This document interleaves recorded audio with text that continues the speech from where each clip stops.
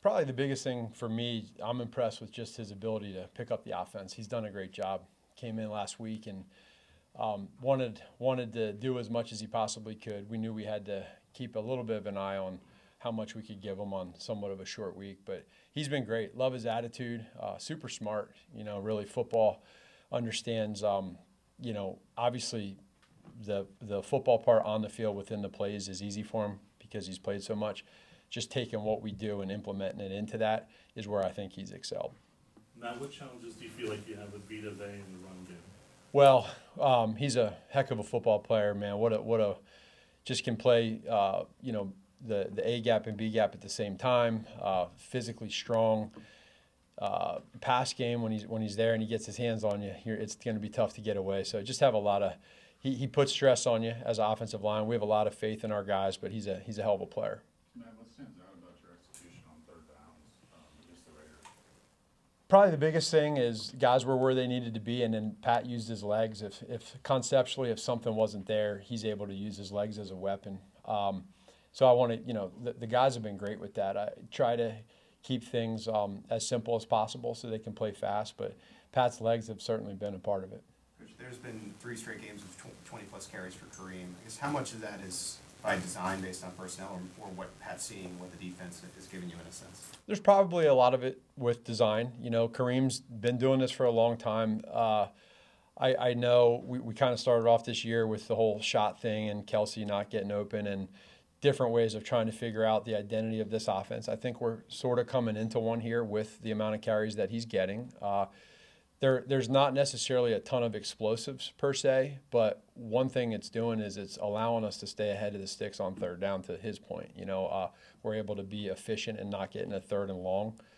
I think it all kind of ties together. We had a couple long drives last week with a 19 play and a 13 play, so it's been good for us. Now, are you able to separate how much of your running game is due to what he's doing, his specific skill set, and how much of it is everybody else around him? I don't know if we've gotten too far into that as far as what the separation is of the two. I mean, he's a physical ball carrier that does not lose yards when he touches the football. I mean, he's always gaining yards. So instead of 2nd and 11, and we talked about it last week, we said, you ask for 4, he gets you 5. You know that you're going to get positive yards with Kareem, and I think then what we want to do is make sure we're doing what he does well. And then let's look at the offensive line too. Like what are those guys on the offensive line? What do they do well? And I think we found some things that we like without getting into specifics schematically, and we want to just keep kind of rolling with that. Hey Matt, Pat said yesterday, statistically he's not where he normally is, but he says when you win, it's okay. I just wonder if you've seen things from him kind of behind the scenes during games where maybe he's doing team first things, even if it's not helping his particular stats. You know what I mean? Sure. I would say this to the stats and the first of all, we all know winning is most important. We all get that. We want to be able to put up points, protect the football. Those are like the bigger goals. Pat never once, even when he's throwing 50 touchdowns a season, never talked about it.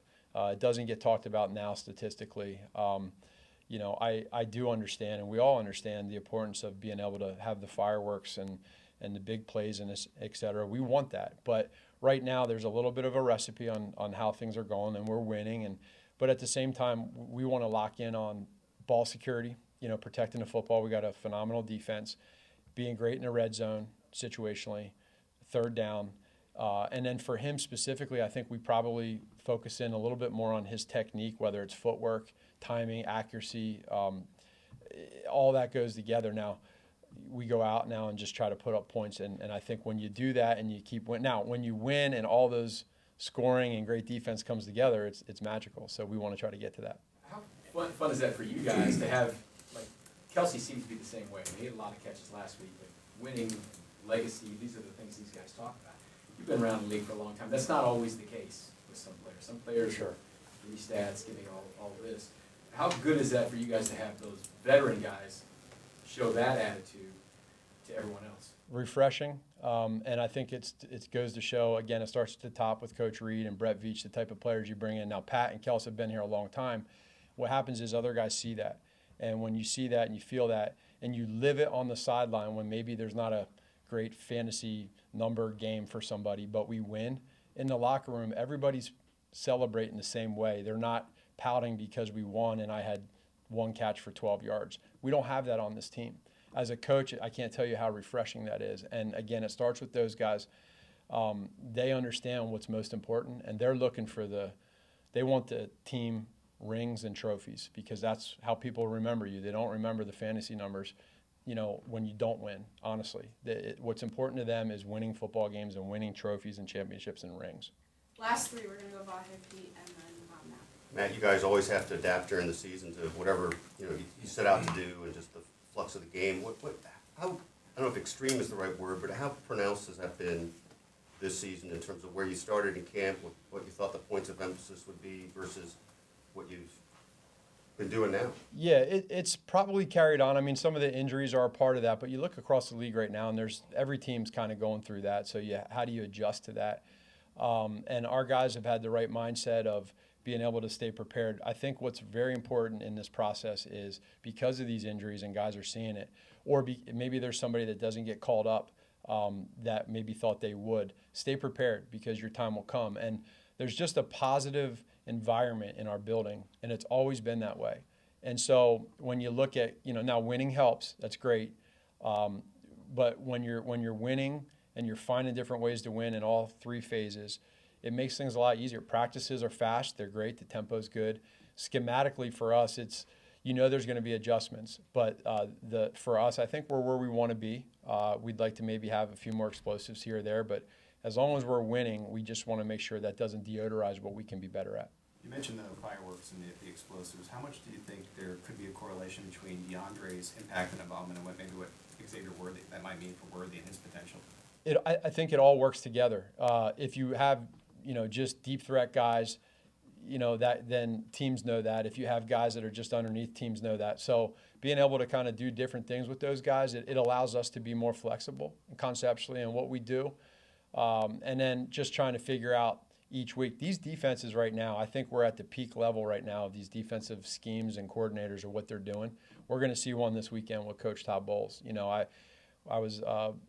My dad coached him in high school. I know him well, and I coached with him in Philadelphia. His schemes are phenomenal. And no matter what you hear about numbers-wise with the Tampa Bay Buccaneers defense, it's a good defense that does great stuff. And so we just got to be prepared for this week against the Bucs and worry about how that happens. And I think that's probably our biggest challenge. Last one, Matt. Yesterday, Coach mentioned sticking with Wanya for now at the left tackle spot. In like the last 5-6 weeks, what have you seen from Kingsley as far as how he's progressing, coming along? And, is there a point that you could see going back to Kingsley at some point this season?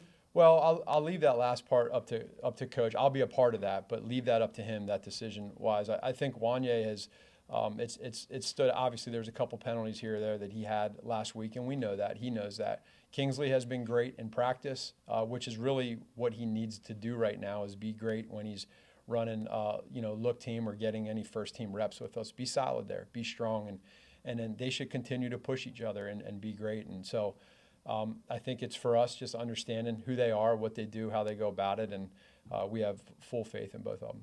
Thanks, Coach. Thanks, Coach. Yep, no problem. See you.